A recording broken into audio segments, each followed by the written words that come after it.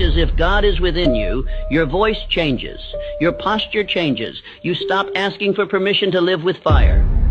And when you stop waiting, heaven stops waiting too. This is not a lesson. This is a summons.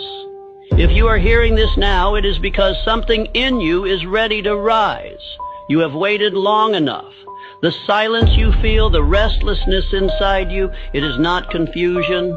It is a call, a divine order echoing from within, commanding you to stop living like you were forgotten. You were not made to shrink.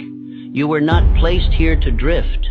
You were sent, and the one who sent you does not apologize for power. The man who listens with reverence, who studies this again and again until it becomes his new law, he will not just change. He will become the living proof of purpose, sent with clarity, walking with power, and finishing what heaven began. Now listen. Because the moment you believe this truth, you will no longer walk as a man. You will walk as one who was sent. You have walked long enough pretending to be less than what you were sent to become. You have bowed long enough to fear. You have hesitated long enough in the shadow of doubt.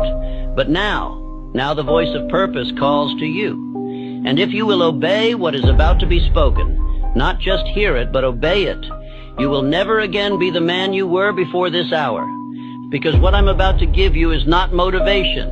It is law, not advice, instruction. It is the truth of who you are beneath the story, beneath the excuses, beneath the hesitation that the world has taught you to wear. And here is that truth. You were not made small. You were not sent here to drift. You were not placed on this earth to survive.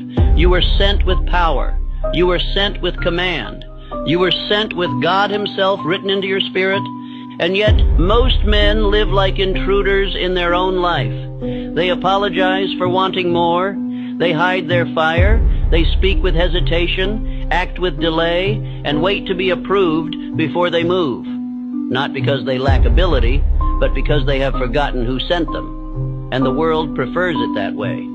Because the man who walks as if God is within him, that man cannot be controlled. That is why this truth is not handed out in schools.